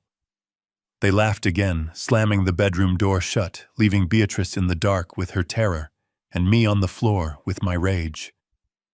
But they had forgotten one thing in their arrogance. They had forgotten to check the room for eyes. They had forgotten that I was a man who built a logistics empire on surveillance and control. Every word they said, every laugh, every toast to my death, every threat against my wife was being recorded by the high-fidelity microphones hidden in the air vents. The audio file was being uploaded in real time to a secure server, accessible only by me and Miss Montgomery, they thought. They were standing over a corpse, but they were standing over a landmine, and the timer was ticking down to 0. I waited until the house went quiet, until they went to the guest room to pass out from the champagne and the adrenaline. I waited until the only sound was the wind howling outside and the steady rhythm of my own heart beating with a cold, furious purpose. Then slowly, painfully, I opened my eyes. I stared at the ceiling, tracing the shadows, and I made a promise to the darkness. Tomorrow I would not just wake up tomorrow, I would rise like a judgment, and I would bring the whole world crashing down on their heads. The party was over. It was time for the hangover to begin. 2 days after they left me for dead. On the living room floor, my house had been transformed into a stage for the most macabre theater production in the history of the suburbs. Tyler had rallied remarkably when he found me breathing the next morning. Instead of panicking, he saw an opportunity. He spun a story about a minor stroke, claiming it had left me confused and pliable, and now, 48 hours later, he was throwing me a surprise 75th birthday party. Even though my birthday was in November. The living room was packed, not just with his degenerate friends who were drinking my scotch like water, but with people who mattered far more to my son. Business associates of the loan shark men, in cheap suits with bulges under their jackets that were definitely not wallets. And right there in the corner, leaning against the wall with the casual menace of a tiger. Waiting for a meal was the shark himself. I sat in a rented wheelchair next to Beatrice, my head lolling to one side.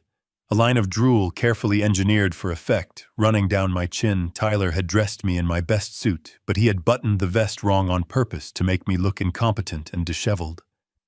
Beatrice was beside me in her own chair, clutching a stuffed animal they had shoved into her hands to make her look childish and senile. We were not guests, we were props. We were the dying king and queen wheeled out to legitimize the coronation of the usurper. Tyler was working the room, holding a glass of scotch, playing the part of the grieving, yet strong son bearing the burden of his parents. Decline, look at them, he would whisper to guests, shaking his head sadly. It happened so fast, the dementia took them both. But I promised I would take care of everything. I am stepping up, it is what a son does.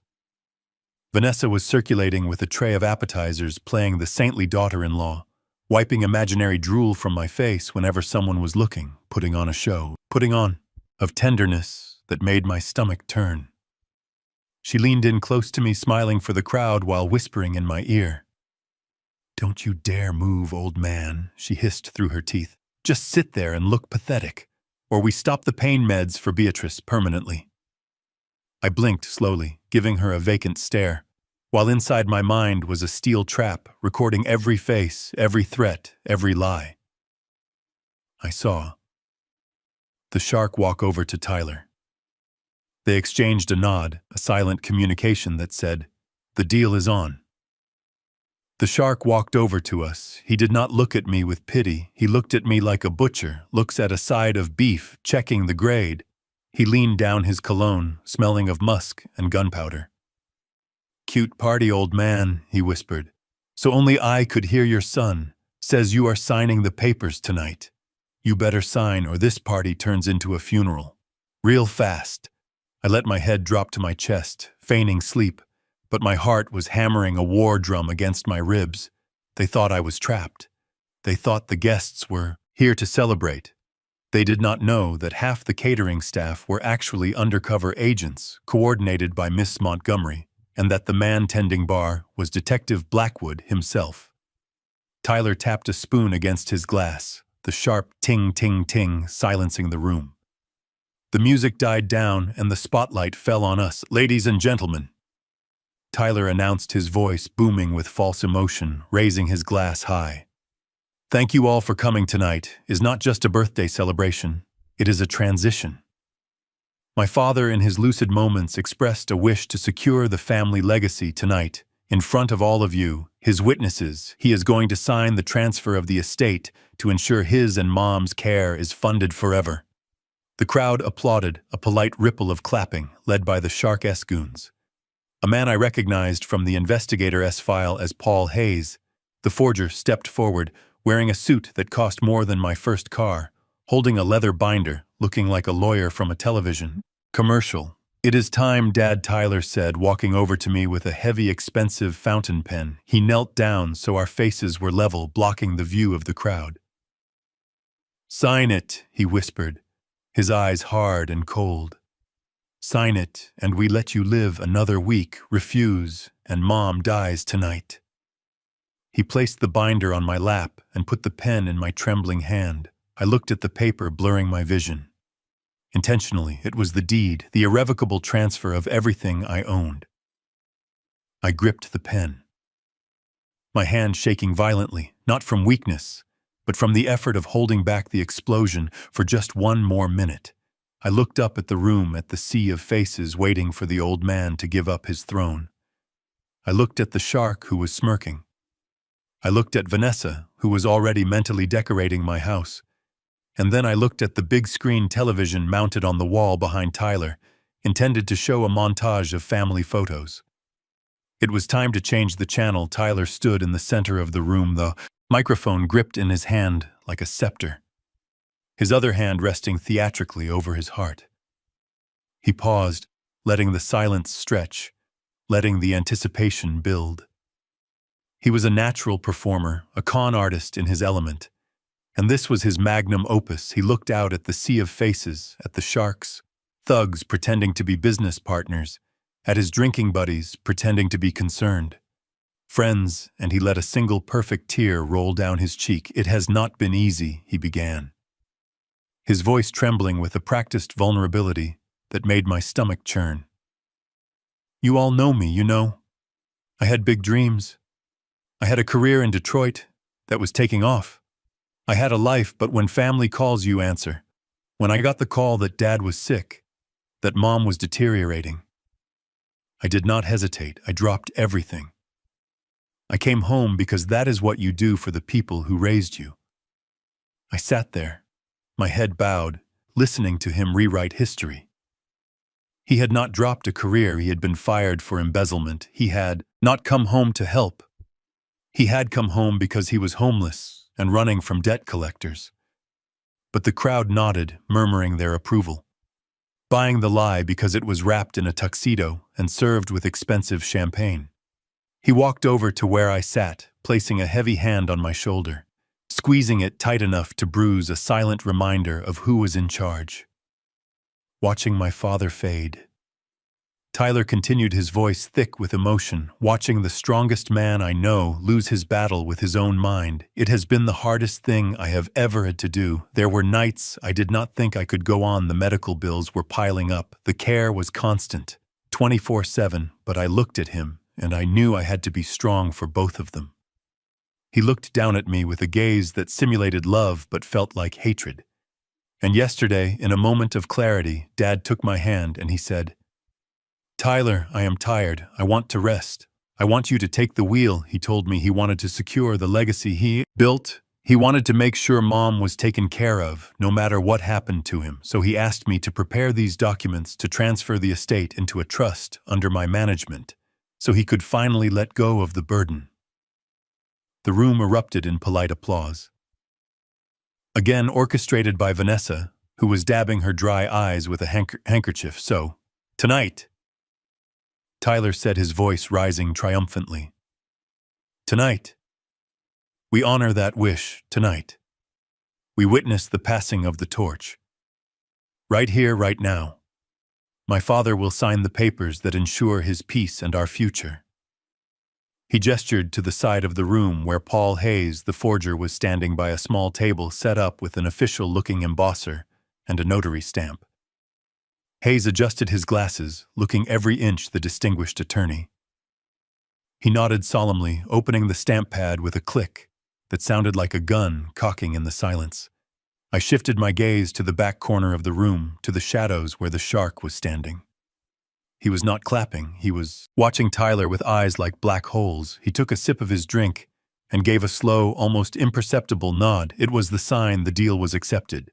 The collateral was approved. As long as the ink hit the paper, he would get his money and Tyler would keep his kneecaps. Tyler turned back to me, the microphone now hanging loosely at his side. The performance was over now, came the execution. He leaned down, the smell of expensive scotch on his breath, masking the rot inside. "Do it," he whispered, his lips barely moving. "Sign the paper, Dad. Make everyone happy." He held the document flat against the binder, smoothing it out with his hand, eager to see his victory finalized. The paper was heavy, cream-colored, expensive stock. For a cheap crime. I looked at the signature line waiting for me. I looked at the fake lawyer ready to stamp my life away. I looked at the shark counting his money in his head, and then I looked at my son, the boy who used to cry when he scraped his knee, now a man who would bury his parents for a payout. I tightened my grip on the pen, my fingers no longer trembling. The adrenaline was gone, replaced by a cold, absolute clarity. "I hope you enjoyed the speech, son," I thought, "because it is the last time anyone is going to listen to you." I took a deep breath, filling my lungs with the air of my own home, and I prepared to rewrite the ending. The pen felt cold in my hand, a cylinder of metal designed to sign away my legacy. Tyler was leaning over me, his breath hot on my face, his eyes manic with the proximity of his victory sign. "It," he hissed, "sign it, and die." Happy old man. I looked at the tip of the pen, hovering over the line, and then I looked at my hand. For the last week, I had forced it to tremble, to shake like a leaf in a storm. But now, in this moment of absolute truth, the trembling stopped. My hand became as steady as stone, as solid as the foundation of the warehouse I built 40 years ago. Tyler frowned, confusion flickering in his eyes. "Dad, what are you doing your hand?" I did not answer. Instead, I stood up. I did not struggle. I did not use the armrests for leverage. I stood up straight, my spine uncurling to my full height of 6'2". Shedding the weight of the frail old man I had pretended to be, the years seemed to melt off my shoulders, replaced by the steel posture of a man who had stared down union strikes and hostile takeovers. I towered over my son, and the shock on his face was the first payment on his debt. I looked him dead in the eye and let the silence stretch until it was screaming. Then I flicked my wrist and sent the expensive fountain pen spinning across the room. It hit the wall with a sharp crack, leaving a splatter of ink like a bullet hole next to the fake lawyer's head. "I do not think I will be signing anything tonight." "Tyler," I said, my voice booming.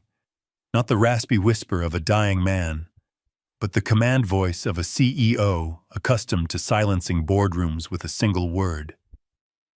Tyler stumbled back, tripping over his own feet, knocking into the table, the notary stamp clattering to the floor. "Dad, what is happening?" "Sit down. You are confused. The medication?" "I am not confused. I interrupted, stepping forward, forcing him to retreat until he was backed against the stage. I have never been more lucid in my life. You wanted a show, son. You wanted a spectacle. Well, let me give you one. A murmur ran through the crowd. The shark in the corner straightened up, his hand moving instinctively toward his jacket, his predator instincts telling him the prey had just become the hunter. Vanessa dropped her tray of appetizers, the crash of breaking glass punctuating the shift in power. You told these people a story, Tyler, I said, scanning the room, locking eyes with the men who had come to collect my house. You told them I was sick. You told them I was weak. You told them I begged for your help. Let us see the director. S-cut. I reached into my vest pocket and pulled out. Not a handkerchief, but a small black remote control. I pointed it at the massive screen behind him, where a slideshow of stock photos of happy families was looping the light from the projector, casting a halo around my son, terrified face. You wanted to secure your legacy, I said, my thumb hovering over the red button. Let us see what you really built. I pressed the button. The screen went black for a heartbeat, a void in the room that sucked in all the air, and then it flickered to life with a high-definition video feed that was definitely not a family memory.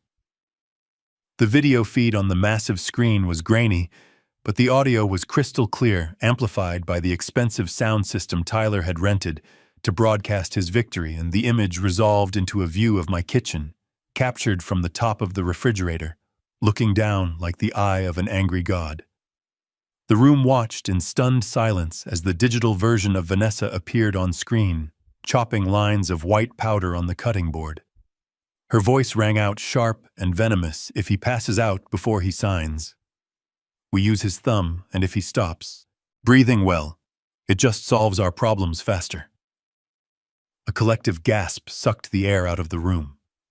I saw the real Vanessa standing by the buffet table, her face draining of color, her hand flying to her mouth to stifle a scream. She looked at the screen, then at me, then at the guests, who were now looking at her, not with admiration, but with dawning horror. The video cut to a new scene, this one time-stamped just 3 days ago. It showed Tyler sitting at the dining table eating a steak, while his mother sat in her wheelchair, staring at a bowl of gray water. The camera zoomed in digitally, thanks to the high resolution capturing the smirk on his face as he swallowed a bite of meat. Beatrice is a vegetable, Tyler's voice boomed through the speakers, echoing off the walls of the house he was trying to steal. Without Conrad, she is just a drain. On resources, we wait until he is gone, and then maybe her oxygen tube gets pinched. Grief is a killer. The silence in the room was absolute. It was heavy and suffocating, broken only by the sound of the video continuing to play, showing scene after scene of their cruelty, the laughter as they discussed selling my furniture, the mockery as they planned to send Beatrice to the state facility, the cold calculation of my murder. I watched the faces of Tyler's friends, the ones who had been drinking my liquor 10 minutes ago. They were backing away from him, their expressions twisting into disgust. Even the loan shark standing in the shadows looked sick. He was a criminal. He broke legs for a living. But in his world, mothers were sacred. Looking at Tyler with the kind of hatred usually reserved for rats and informants. Tyler stood frozen on the stage, his mouth opening and closing like a fish on a hook. He tried to reach for the remote to stop the projection, but his hands were shaking too badly, and I had the control. I am not done, I said, my voice cutting through the tension. I pressed the button one last time, bringing up the final clip. It was Tyler talking on the phone, his voice desperate and pleading. Just give me 1 more week, he was saying on the recording. Once the old man is dead, I will kick the old woman to the curb. I will dump her at the shelter and sell the house immediately. You will get your money, double. Just let me finish them off. The video froze on Tyler's face, distorted and ugly with greed. I let the image burn into the retinas of everyone present. Then I turned off the screen, plunging the room back into the dim mood lighting, but the mood had changed from celebration to a lynching. I walked over to the microphone stand where Tyler had stood moments ago, giving his tearful speech. He shrank away from me, terrified, stumbling back until he hit the wall. "You stood here," I said. My voice amplified, filling every corner of the room. "You stood here and told these people you loved us. You told them you sacrificed for us. You told them you were a man." I looked out at the crowd, making eye contact with the fake lawyer, who was now frantically packing his bag, trying to disappear. I looked at the shark who had not moved, who was watching me with a newfound respect and a dangerous curiosity. "You all look at me and you see a retired warehouse manager." I continued, my voice steady and cold. "You see a pensioner living on Social Security. You see a victim." I reached into my inner pocket and pulled out a single piece of paper, not a will, not a deed, but a business card made of heavy black metal with gold lettering. I held it up, catching the light. "You didn't do your homework, son," I said, turning to Tyler, who was sliding down the wall, his legs giving out beneath him. "You thought I worked at the warehouse. You never asked who owned the warehouse. You never asked who owned the logistics fleet that moves cargo across 3 continents. You never asked because you were too busy waiting for me to die. I am not just Conrad the retiree. I am Conrad Sterling, founder and majority shareholder of Sterling Global Logistics." A ripple of shock went through the room. The name meant something. It meant power. It meant industry. It meant money that made the loan shark's operation look like a lemonade stand. And here's the punchline. "Tyler," I said, walking closer to him, towering over his cowering form, "that crypto exchange you used, the one where you leveraged yourself into oblivion, the one where you lost $200,000 betting on digital air." I paused, letting him look up at me, letting him see the truth in my eyes. "I acquired that platform 6 months ago, through a subsidiary holding company. I own the debt, Tyler. I am the bank." The color drained from his face, leaving him looking like a corpse. The shark in the corner let out a low whistle, stepping out of the shadows. His hands raised in a gesture of surrender, knowing instantly that the food chain had just been rearranged. "You owe the money to me," I said, my voice dropping to a whisper that screamed louder than any shout. "You tried to kill me to pay a debt that you owed to my own company. You tried murder your mother to settle a ledger that I control." I turned to the crowd, to the guests, who were now witnesses to a Greek tragedy. "This party is over," I announced. "Get out of my house." But nobody moved, not yet, because the sound of sirens was rising in the distance, getting louder and louder, screaming toward the cul-de-sac, bringing the final act of justice to my doorstep. I looked at Vanessa, who was trying to sneak toward the back door, her heels clicking softly on the hardwood. "Don't bother running, Vanessa," I called out, without looking at her. "The police have the perimeter sealed, and Ms. Montgomery sent the FBI your file an hour ago." She froze, her face crumbling, as the reality of her life sentence crashed down on her. I turned back to my son, who was weeping on the floor. Not tears of remorse, but tears of a man who realizes he burned a winning lottery ticket because he was too impatient to cash it in. "You wanted an inheritance, son," I said, looking down at him with zero pity. "Well, here it is. You inherit the consequences." The sound of the front door splintering off its hinges for the second time that week was the only applause my son received that night. Blue and red lights washed over the living room walls, turning the faces of the terrified guests into grotesque masks of panic. A team of officers in tactical gear moved into the room with the precision of a scalpel, cutting through the confusion and the screaming. "Federal agents, nobody move," a voice boomed over the chaos. I stood on the stage watching the raid unfold, with the calm detachment of a man watching a demolition he had ordered hours ago. Ms. Montgomery had not just called the local precinct. She had leveraged the interstate nature of Vanessa's fraud and the wire transfers to bring in the heavy artillery. 2 officers made a beeline for Vanessa, who was cowering behind the buffet table trying to blend in with the catering staff. She let out a shriek as they grabbed her arms, pulling her hands behind her back, the sound of the handcuffs ratcheting shut. Click, click, click was the sweetest music I had heard in years. "Get off me!" she screamed, kicking and thrashing, her mask of sophistication dissolving into the feral desperation of a trapped animal. I did not do anything. It was all him. He made me do it. Tyler was still slumped against the wall beneath the screen that still displayed his distorted face. He did not fight. He did not run. He just stared at the officers as they hauled him up his legs, dragging uselessly beneath him. Tyler Sterling, the lead officer, announced, his voice cutting through Vanessa's wailing. "You are under arrest for the attempted murder of Conrad Sterling and the aggravated abuse of a dependent adult. We also have warrants for wire fraud, identity theft, and forgery." "Attempted murder," Tyler wheezed, tears streaming down his face, mixing with the snot running from his nose.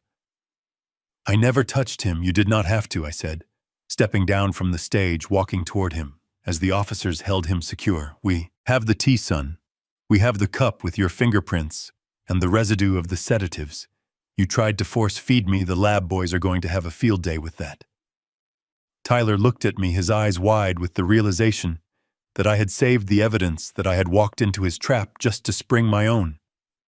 "And we have the video of you planning to suffocate your mother." I added, my voice low and hard. "That is conspiracy to commit capital murder in this state, son. They have the needle for that." As they dragged him toward the door, the crowd parted like the Red Sea. Nobody wanted to be near him. Nobody wanted to be associated with the monster revealed on the screen. But one man did not look away. The shark stood by the window, his hands raised casually, showing he was unarmed. The police were ignoring him for the moment, focused on the primary targets. The shark locked eyes with Tyler as he was dragged past. He did not say a word. He did not have to. He just smiled, a slow, cold smile, and tapped his wrist as if checking a watch. Then he drew a finger across his throat, not a threat of immediate death, but a promise of a debt that would follow him behind bars. Tyler saw it, and he started to scream, a raw, terrified sound that had nothing to do with the police. "Please do not let them take me, Dad. Please, they will kill me in there. Dad, help me." I watched him struggle, his boots scraping against the hardwood floor, leaving black scuff marks on the house he tried to steal. I stood still, my hands clasped behind my back, watching my only child being carried out like the garbage he was. "I did help you, son," I whispered to the empty air. "I helped you find the only place where you cannot hurt anyone ever again." The officers pushed him out into the snow and the flashing lights, leaving me standing in the ruin of my living room, surrounded by strangers and silence. But for the first time in days, the air felt clean, the rot had been cut out, and the healing could finally begin. The strobe lights from the squad cars painted the room in violent flashes of red and blue, illuminating the wreckage of the party like a crime scene. Which I suppose it was. The music was gone, replaced by the crackle of police radios and the heavy thud of boots. Tyler was on his knees, not because he wanted to pray, but because the officers had forced him down, his hands cuffed tightly behind his back, his face pressed against the hardwood floor he had tried to steal. He twisted his neck, looking up at me with eyes that were red and streaming with tears, snot running down his upper lip. He looked pathetic, a child who had been caught with his hand in the cookie jar only. The jar was my life savings, and the cookie was his mother's life. "Dad," he choked out, his voice cracking. "Dad, please tell them to stop. This is a mistake. Tell them I am your son." I stood over him, my hands in my pockets, feeling the cold weight of the business card I had shown him moments before. I looked at this man, this stranger wearing my son's face, and I felt absolutely nothing. The rage was gone. The sorrow was gone. There was only a hollow silence where my love for him used to be. "I am your son," he screamed again, desperation making his voice shrill. "I made a mistake, okay? I admit it, I messed up. But you cannot let them take me to prison. I will not survive in there, Dad. Please, family, sticks together." I crouched down slowly, my knees protesting, but my face remaining impassive. I got close enough to smell the fear on him, close enough to see the dilated pupils of a man watching his life end. "Family sticks together." I repeated my voice, soft and deadly, like the calm before a tsunami. Is that what you told yourself when you watched your mother try to drink condensation off a window? Is that what you thought when you poured poison into my tea? I did not mean it, Tyler sobbed. I was desperate. I owed money. I would have paid you back, I swear. You would have paid me back with what I asked, with the life insurance money from my death, with the proceeds from selling my home. You cannot pay back a life, Tyler. You cannot refund a betrayal this deep. I stood up, dusting off my trousers as if I had just touched something filthy. My son died 3 days ago, I said, my voice projecting clearly over his sobs. He died the moment he decided a vacation in Cabo was worth more than his mother. His breath, the man on the floor right now. I do not know him. He is just a criminal who broke into my house and tried to kill my wife. No, Dad, no. Tyler wailed, struggling against the cuffs, the officers hauling him to his feet. Officer, take him away, I said, turning my back on him. I do not want this trash in my house anymore. Dad, I love you. Please do not do this, Tyler screamed as they dragged him out the door, his boots scraping across the floor one last time, leaving a final black mark on the wood. I did not turn around. I did not flinch. I walked to the window and watched the reflection in the glass as they shoved him into the back of the cruiser. I watched him thrash against the window, screaming my name, but the sound was muffled, distant, like a bad memory fading in the light of day. The shark watched from the corner, a silent observer to the execution. He tipped his imaginary hat to me and slipped out the back door, vanishing into the night, seeking new prey. But Tyler was going to a cage where the debts he owed would be collected in ways money could not cover. I watched the police cars drive away, their sirens wailing into the night, carrying the last of my biological legacy to a cell. I felt a hand on my arm. It was Beatrice, weak, but standing supported by her walker. She had come out of the bedroom, witnessing the end. Is he gone? She whispered. Yes, I said, wrapping my arm around her frail shoulders. He is gone. And for the first time in 3 days, I did not feel the need to pretend. I did not feel the need to be strong. I just felt peace, the terrible, heavy peace of a man who has cut off a gangrenous limb to save the body. We stood there in the ruin of our living room, survivors of a war no one else knew. We were fighting, and as the last red tail light disappeared around the corner, I turned away, dry-eyed and ready to rebuild. 6 months have passed since the sirens faded into the snowy night, and the house in Chicago is gone. I sold it a week after the trial, not for the money, but to burn the bridge. I did not want the walls that witnessed my wife as torture to stand anymore. I sold it to a young couple with a baby, hoping their happiness would exorcise the ghosts my son left behind. Now the only sound I hear is the rhythmic crashing of the Pacific Ocean against the rocks below our terrace in Malibu. The air here smells of salt and jasmine, not stale beer and betrayal. The sun is setting, painting the sky in shades of gold and violet, a stark contrast to the gray cold of that winter. I look over at Beatrice. She is sitting in her new motorized chair, wearing a wide-brimmed sun hat and a light linen dress. Her cheeks are no longer sunken and gray, they are rosy, filled with the color of life and good nutrition. She is laughing at a seagull trying to steal a cracker from our table. She is not a vegetable, she is not a burden. She is the love of my life, and she is blooming again. We have a private nurse now, a kind woman named Elena who treats Beatrice with dignity. Not because I pay her a fortune, but because she has a good heart. I watch them talk and I feel a lightness in my chest that I have not felt in years.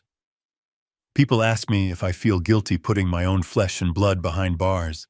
They ask how a father can sleep at night, knowing his son is in a cage. I tell them, I sleep just fine. I sleep with the windows open, listening to the waves. I get letters sometimes from the penitentiary, thick envelopes scrawled with Tyler S. Desperate handwriting, begging for an appeal, begging for money, for the commissary, begging for forgiveness. I do not open them. I have a fire pit on the deck, and I watch them turn to ash one by one, sending the smoke out over the water. They say revenge is a dish best served cold, but I disagree.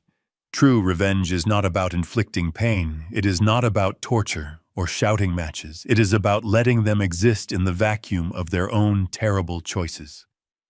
The sweetest revenge is not doing anything to them at all. It is letting them live the rest of their lives in that concrete box, gnawing on the knowledge of what they threw away.